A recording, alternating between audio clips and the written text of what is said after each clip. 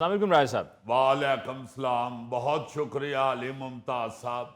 बल्कि मैं आपको दाद दूंगा कि आपने एक अहम कौमी लीडर को अपने शो में बुला के शो को 5 चांद लगा लिए हैं। जी हाँ। हजूर 4 चांद होते हैं, 4 चांद। चलो फिर तुसी गल कर लो। मैं कुछ सोच समझ के ही 5 चांद कह रहा हूं ना। एक मेरी बात याद रखें जी। मौके के ऊपर शादी का खाना और गिनती के चांद अगर कम हो जाए तो बड़ी बेइज्जती होती है। अच्छा, इसलिए एहतियातन मैं 5 चांद कह रहा हूं। और राजा साहब ਉਂਝ ਇਹਨਾਂ ਨੂੰ ਚੰਨ ਨਜ਼ਰ ਨਹੀਂ ਆਉਂਦਾ। ਤੁਸੀਂ 6 ਚੰਨ ਕਰੋ ਜੀ, ਵਿੱਚ ਮੈਨੂੰ ਵੀ ਗਿਣੋ ਜੀ। है ਇਹ ਵੀ ਚਾਨੀ ਮੈਂ ਬਦਲਾਂ ਚ ਆਇਆ ਹੈ। ਰਾਜਾ ਸਾਹਿਬ ਤੁਸੀਂ ਮੇਰੇ ਫੈਸਲਾ ਬਾਤ ਦਿਓ, ਤੁਸੀਂ 8 ਚੰਨ ਕਹੋ। लो उन्होंने इकट्ठे ही 8 कर लिए हैं। जी हाँ। गोगा जी ये चांद हैं, कोई तिलों वाले कुलचे नहीं जेड़े जिन्ने मर्जी वधा लवो। राजा साहब, मेरा ख्याल है मौजू की तरफ आते हैं। ये बिल्कुल ठीक है अली मुमताज साहब। मेरे पास तो वैसे भी फालतू बातों के लिए टाइम नहीं होता। आप जानते भी हैं कि जो मुल्क के अहम लीडर होते हैं उनका ध्यान जरा सा इधर उधर हो तो उनके मुखालफिन उनके पोस्टर पाड़ के बाहरले मुल्कों में दौड़ जाते हैं। जी हाँ। लिहाजा कम टू द पॉइंट।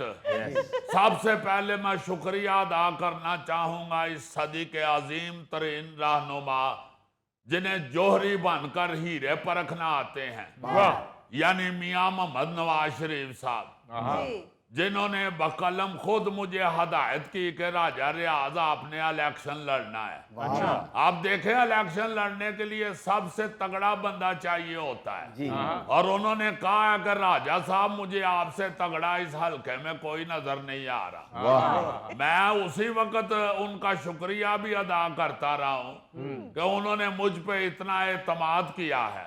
वरना अली साहब आजकल के दौर में नून लीग का टिकट लेने के लिए मियां साहब के इर्द गिर्द फसली बटेरे इस तरह इकट्ठे हुए होते हैं जैसे सवेरे सवेरे आप किसी चौक में मजदूर लेने जाएं तो वो कितने बड़े आपके इर्द गिर्द इकट्ठे हो जाते हैं। उतने रश में जैसे आपको ये परखना मुश्किल हो जाता है कि कौन सा मजदूर सही रहेगा। इसी तरह सियासत में भी अब ये परखना बड़ा मुश्किल हो गया हुआ है कि कौन सा बंदा इलेक्शन के जीतने के लिए मौजू रहेगा। मगर आप जानते हैं कि मियां साहब सीनियर तरीन सियासतदान हैं। उनकी नजर तो सीधा पड़ जाती है उस बंदे पे जो बिल्कुल ठीक एन उनकी ख्वाहिशात के मुताबिक होता है। लिहाजा वो चूंकि तजर्बाकार हैं उन्होंने पहले हाथ पहचान लिया कि काम का बंदा सिर्फ राजा रियाज ही है। लेकिन राजा साहब आप लोग तो अपने हल्के का पिछला इलेक्शन हार गए थे। उसी गल कर लो फिर। हद हो गई है आपकी जनाब। मैं मौजूदा इलेक्शन की बात कर रहा हूं जो जिमनी हो रहे हैं। आप पिछले इलेक्शनों का रोना लेके बैठ गए हैं। वो क्या मिसाल देते हैं, पहुंचो खोती बोर्ड थले। आप तो गौरी साहब माशाल्लाह अच्छे भले दानिश्वर हैं। क्यों इस तरह की बात करते हैं कि आपके लिए फिर खोती की मिसाल देनी पड़ जाए। आप भी तो सीनियर सियासतदान हैं, आप पोस्टर फाड़ने वाली बात भूलते ही नहीं। लो गौरी साहब पोस्टर से ही तो सियासतदान पहचाना जाता है। ये कोई मामूली बात नहीं होती। पोस्टर सियासतदान के लिए सबसे अहम चीज होती है। तो अगर किसी का कोई पोस्टर फाड़ देगा तो फिर वो चीखे भी ना। आप देखें 50-50 करोड़ की आपका डिपार्टमेंट वाले फिल्में बनाते हैं तो अगर हीरो हीरोइन का पोस्टर ही नजर ना आए तो फिल्म तो डब्बा हो गई ना। लेकिन राजा साहब, ये बारिशों और सैलाब की वजह से ज़िमनी इंतखाबात तो मुलतवी कर दिए गए हैं। सही कह रहे हैं आप। सैलाब का पानी तो गलियों में भी फिर गया और राजे की उम्मीदों पे भी फिर गया। लेकिन अली मुमताज साहब ये याद रखे जिस दिन भी इलेक्शन हुआ आपका भाई बिला मुकाबला जीत जाएगा। लेकिन राजा साहब, मेरा तो कोई भाई इलेक्शन ही लड़ रहा है। लो इसका मतलब है आप हमें भाई ही नहीं समझते। आपको पता है मैं तो किसी के शो में जाता ही नहीं हूँ। अच्छा। आपको भाई समझता हूँ तो आपके शो में आ जाता हूँ और आप जब इधर बिठा लेते हैं तो फिर आप भाई नहीं समझते हमें। नहीं नहीं, मैं समझ गया हूँ, भाई हैं हमारे। मेहरबानी जनाब, मैंने भी मुहावरतन आपका भाई कहा है, यानी कि मैं बकलम खुद।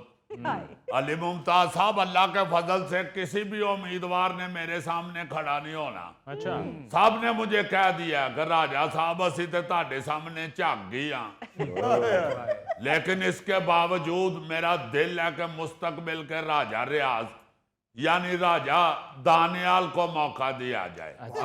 और मियाँ साहब से मैं दरखास्त करता हूँ कि आपकी हलाशेरी चाहिए हमें, बाकी हलाला हम खुद करा देंगे इंशाअल्लाह। और सच्ची बात यह है कि राजा दानियाल का जो विजन है ना जी, वो तो खुद मेरा अपना भी नहीं है।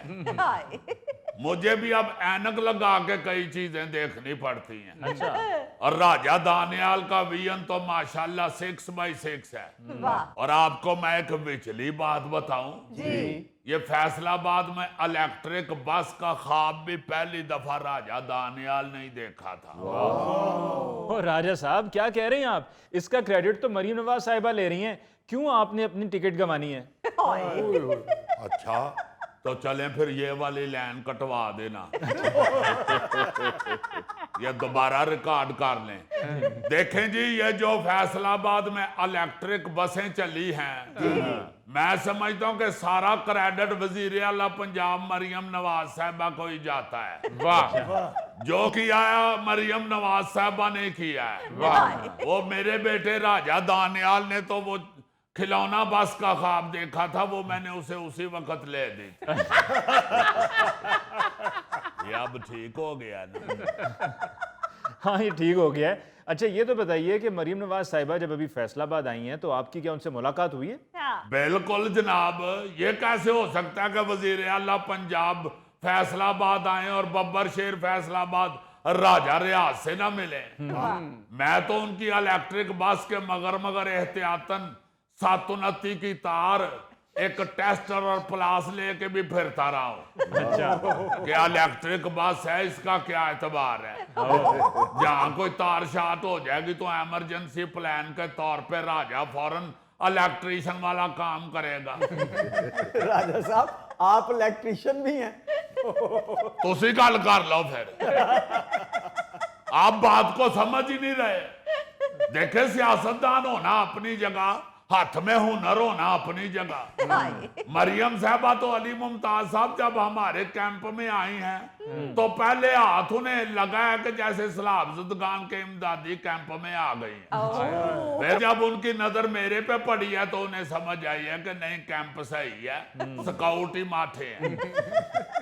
राजा साहब, गो के इलेक्शन तो मुलतवी हो गए हैं, लेकिन पाकिस्तान तहरीक इंसाफ ने तो वैसे ही इलेक्शंस का बॉयकॉट का ऐलान कर दिया था, तो आपके मुकाबले में तो सामने कोई होना ही नहीं था।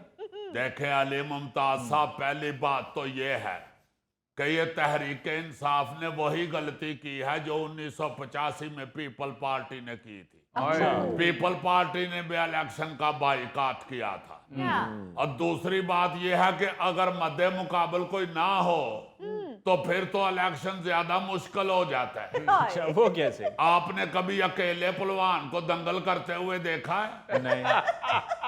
भाई, अगर मध्य मुकाबल कोई होगा तो टारगेट होगा ना कि इसको चित करना है। तो जब सामने कोई पहलवान ही नहीं है, मध्य मुकाबल कोई खड़ा ही नहीं है, तो हवा में हाथ पैर मारते हुए तो पहलवान पागल ही लगेगा ना। वैसे मैं आपको एक बात बता दूं, अगर ये तहरीक इंसाफ वाले इलेक्शन में आते भी और इनके साथ सुन्नी इत्तेहाद कौंसिल वाले भी एग्रीमेंट कर लेते तो फिर भी अल्लाह के फजल से राजा रियाज ही जीतता। और आज मैं आपको आपके प्रोग्राम में पिछली गल भी बता देता हूँ। जब पीटीआई वालों को पता चला था ना कि राजा रियाज को भी टिकट मिल गई है, उस वक्त इन्होंने जिमनी इलेक्शन का बाइकाट किया था।